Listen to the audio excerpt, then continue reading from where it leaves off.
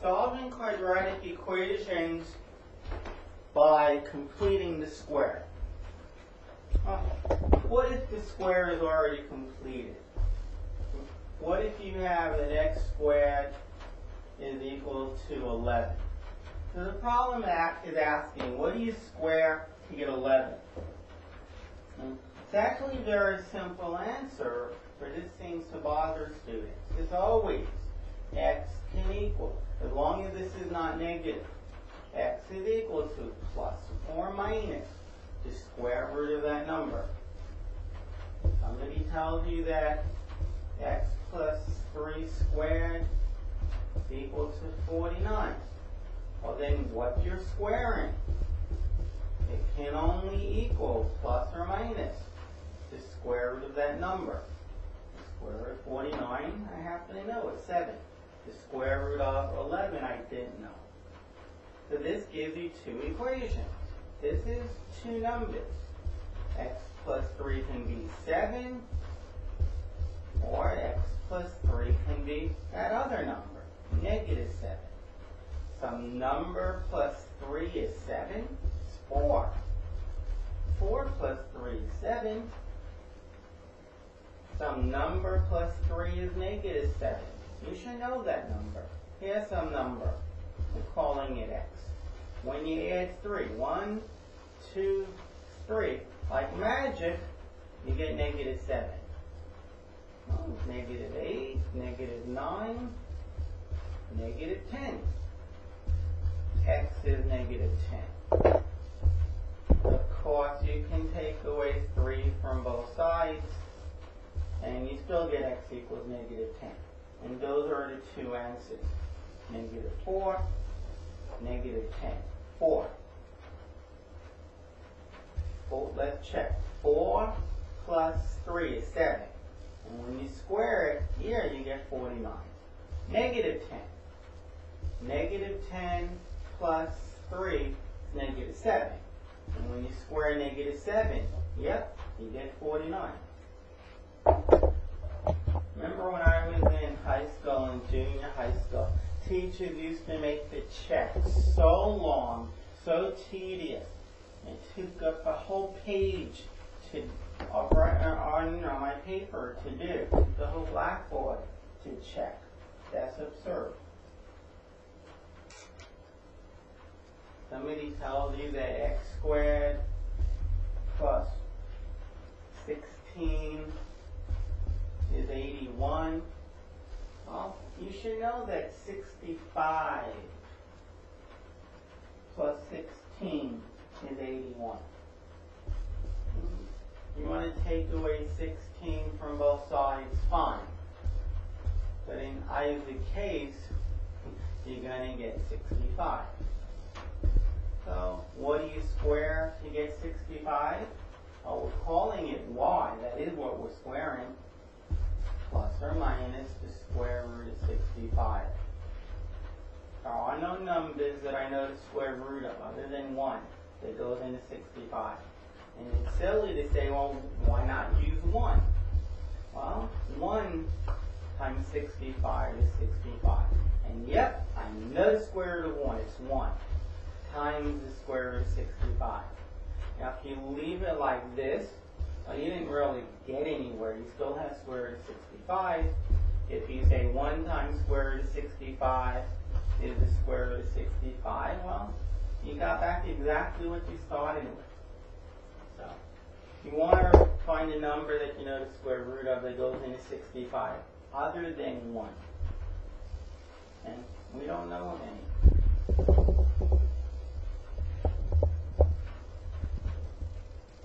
One more. If I tell you that y minus 2 squared is equal to 45, y minus 2 squared equals 45, well then what can this be? This being what I'm squaring. Well, what I'm squaring can be plus or minus the square root of this number. Now, I know the square root of the number that goes into 45. It's the square root of 9 which I write that way, times the square root of 5. 9 times 5 is 45. Square root of 9 times square root of 5.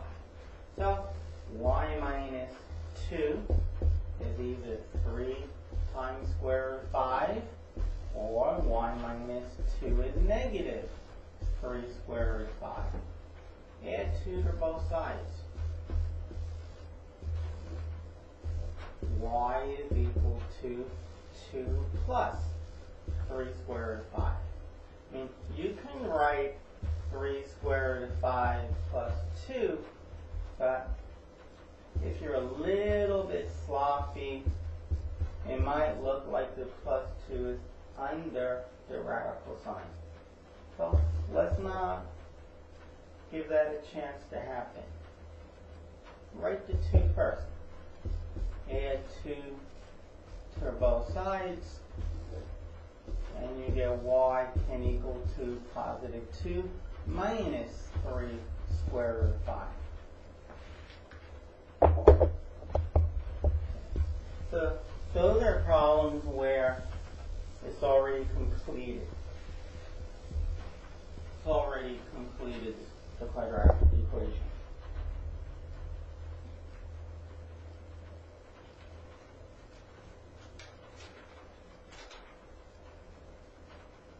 And now, of course, we're going to do problems where it's not completed. Suppose you have x squared plus 2x minus 15 equals 0. Actually, first let's look at this. If you look at x plus a squared, what you get is x squared plus 2 times a times x plus a squared. This here is a completed square. Now, how can we know to write it this way? The answer is as follows. You take half of that. You take half of it. That is, you divide it by 2. And you get a. Well, that's not a being added. But if we square it, it will be a squared. You take half of, assuming there's an understood 1 in front, you take half of the 2a, half of the number of x's, and you square it. Whatever the number of x's is, you divide it by 2 and you square it. And that should be the constant. And then it will be factored as x followed by half of that squared. Half of that is plus a squared. If half of the number of x's were negative, then it would be x minus that number squared. Okay, the first thing you do is you get the constant on the other side of the equation. Since it is understood to be x squared or 1x squared, we're ready to move along. You take half of that number. Half of that number, and you square it. Positive 1 squared is 1. Okay, so that's the magic number that I add to the left side. Now, if somebody asks you, well, what does that equal? Our students are like, oh my, I don't know. But if you just read on, just read. It tells you what this equals. It says this equals 15. So what does this equal? 15. This is 15. But there's a problem here.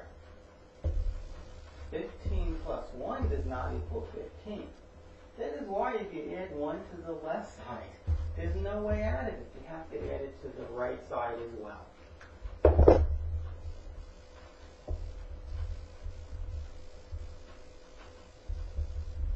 Keep teachers always say you add the same to both sides, but a lot of times they're not saying why.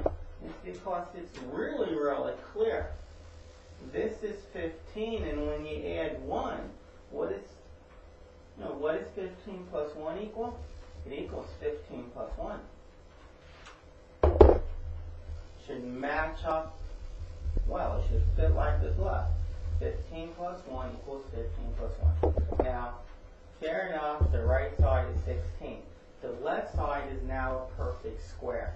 It's x followed by half of that number, which is right there, plus 1 squared. So when you square x plus 1, you get 16. So what can x plus 1 be? What can this be? Well, it can be plus or minus the square root of this number, as long as that number is not negative. And the square root of 16 is 4. That doesn't mean you forget the plus minus sign. So either x plus 1 is 4, or x plus 1 is negative 4. 3 plus 1 is 4, x is 3. You have some number, and when you add 1 to it, you get negative 4. That number is negative 5. You really should learn the number line. This is not negative 3 here. Because 0 is to the right of all negative numbers. So you can't say negative 3, negative 4, negative 5, negative 6, because I'm going to ask one question. When are you going to hit 0? And then you say, oh yeah, it must be negative 4, negative 5. Negative 5 plus 1 is negative 4. You know your number line. It won't hurt. Even if it does hurt, it'll be less painful than trying to solve these problems without knowing the number line. And you got lower grades, your homeworks are going to take longer.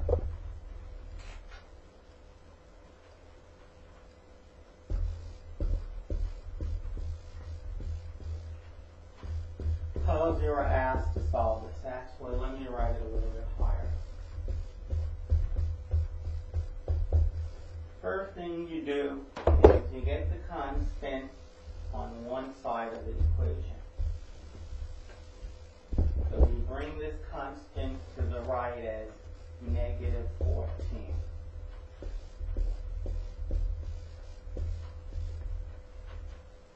And then you take half of that number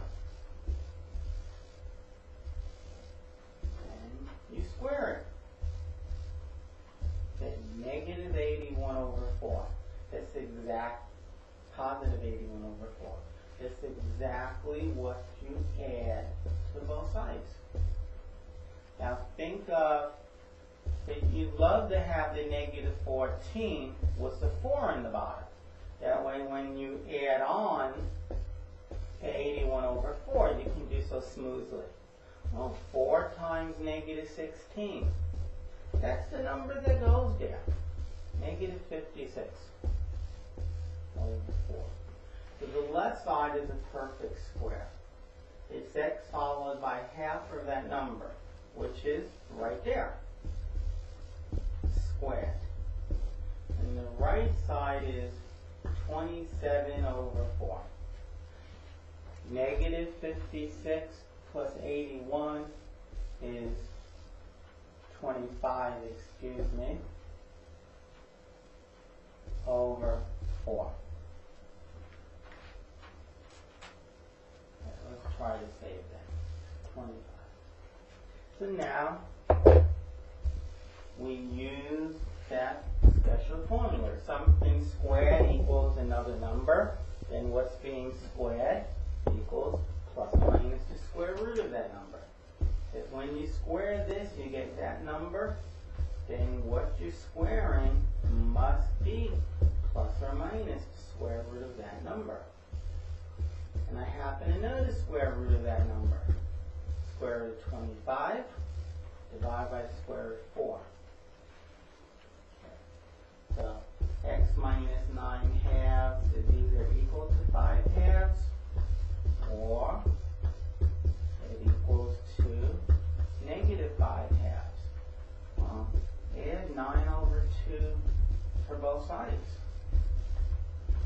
left side, you just get x.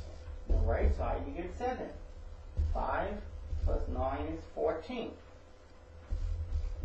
And you only do that if the bottoms are the same, and they are. But that's 7. X equals 7. You add 9 over 2, and you're going to get 2. In addition, if the denominators are the same, and they are, you keep it and you add the tops. Negative 5 plus 9 is 4. 4 divided by 2 is 2. So either x is 7 or x equals 2.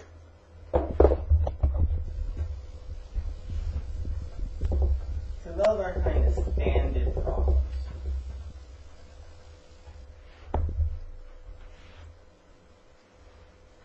What if they're not so standard?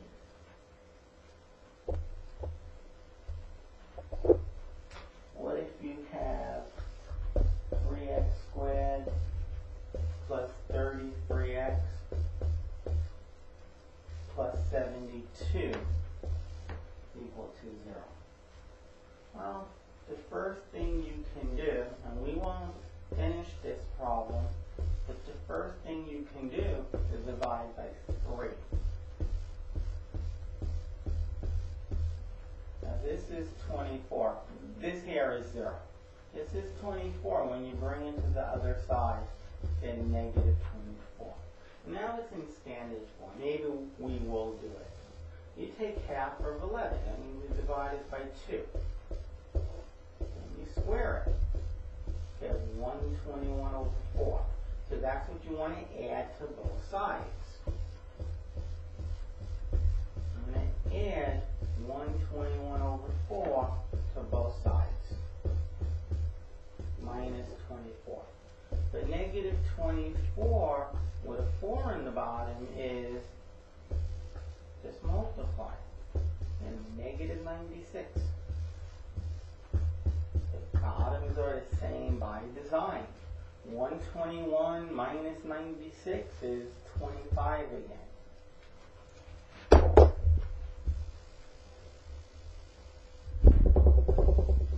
So it's pretty standard at this point. It's x followed by half of the number in front of x. Which is 11 halves squared. That's this. And the right hand side is 25 over 4. So then x plus 11 halves is equal to plus or minus the square root of that number. Square root of 25 divided by the square root of 4. So x plus 11 halves is equal to 5 halves, which means x is negative 6 halves, or negative 3. Just take away 11 halves. Or x plus 11 halves is negative 5 halves. And when you bring that over, x becomes negative 16 halves, also known as negative 8. So negative 3, negative 8 would be the answers.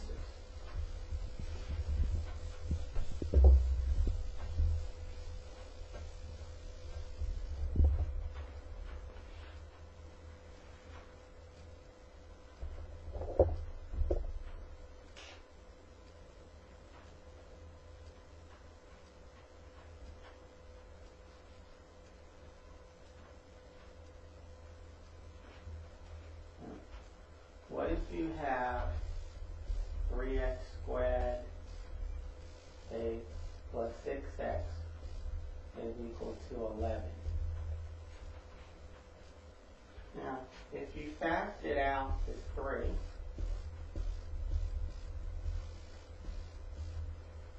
you get this. So now, to make what's inside the brackets a perfect square, you have to add something right here. You have to add something right there. Half of that number. Half of that number is 1. And then you square it. So you get plus 1. Now, the question is, I cannot argue that I didn't write plus 1. The question is, with respect to the left line, from the second line to the third, did I really add 1 to the left side? The answer is no. Actually, let's go from the top line to the third line. The third line is 3x squared. Perfect. Plus 6x. Exactly. Plus 3. We added 3 out of nowhere. So you have to add 3 to the other side. So then you get 3 times x plus 1 squared equal to 14/3. Maybe you should divide by 3. So x plus 1 squared is 14/3. So x plus 1 is either, it's plus or minus the square root of 14/3. So x plus 1 is the square root of 14/3. Take away 1 from both sides, you get this answer. Or x plus 1 happen to be negative the square root of 14/3. Bringing the 1 to the other side is negative 1, and you get this answer. Rationalize the denominator on your own. Now, one last thing. If you didn't like having to, if you didn't like having to figure out to add 3 to both sides, okay, when you're right here, 3 times x squared plus 2x plus y gives you 11. Before you fill that in, or even right after you fill it in, you can divide both sides by 3. So now the left side is just x plus 1 squared. I didn't have to, excuse me. Before I added the 1, I divide both sides by 3. Before I added the 1, I divide both sides by 3. So now I add 1. And now I'm really just adding 1 to the left side. So you have to add 1 to the right side, which will make it 14/3. Think of the 1 as 3/3 plus 11/3 is 14/3. And then this equation is exactly this equation here, and you continue on and get the same 2 answers. That way you didn't have to add 3 to the right side. Divide right away. Personally, I'd rather add 11 plus 3 than to add 11/3 plus 1. I don't like fractions either.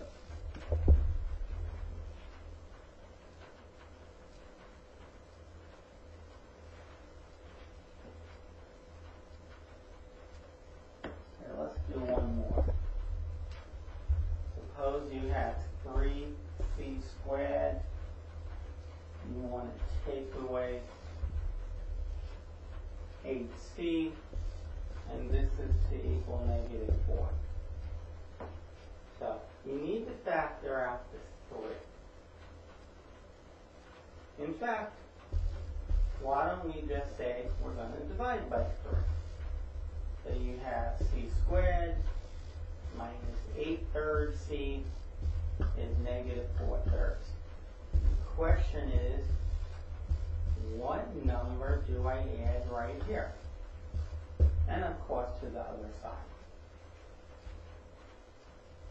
Well, it's half of this squared. Half of -8/3. Now sometimes when you just have, say, 11 and you want half of it, just do that. I mean, I could have been writing half of 11 and I'll get 11/2. But in this case, it would probably be more awkward for you to say, well, I take the number in front of c and I divide it by 2. That's exactly equal to what I have here. Now, you if you really don't like multiplying fractions and reducing them, remember, if you have any fraction and you take half of it, well, 1 times a is a and 2 times b is 2b. What happened to the fraction? Oh my, you mean I can just double the denominator? Yeah, you can just double the denominator. The only thing is that sometimes it can be reduced. Now, if you want to just double the denominator here, you'll get negative 8 over 6. And 2 will go in here 4 times, and 2 will go in here 3 times, and you would get negative 4 over 3. Exactly what I'm about to get.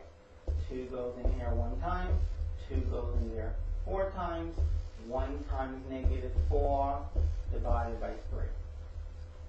That's half of that number. I need to square it. I need to square it. 16 over 9. That's exactly what I'm adding to the left side.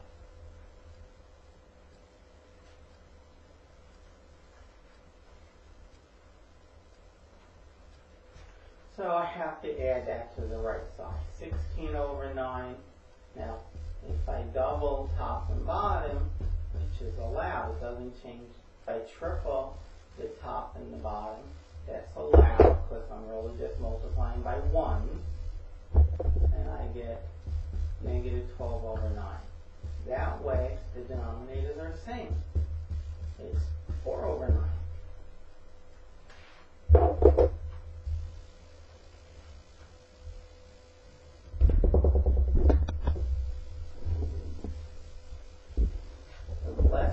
Now is a complete square.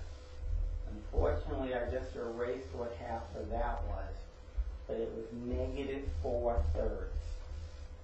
And that's what gets squared. And it equals to plus or minus the square root of that side. Square root of 4 is square root of 9. So either c minus 4/3 is equal to 2/3, or c minus 4/3 is equal to negative 2/3. Well, you add 4/3 to both sides. By design, it cancels out on the left side. And the right side is 6/3, which is 2. So one answer is 6 is equal to 2. You add 4/3 to both sides. They are equal. On the left side you get c, on the right side you get 2/3. The bottoms are the same, so keep them. Negative 2 plus 4 is 2. So the second answer is 2/3. And that completes this section.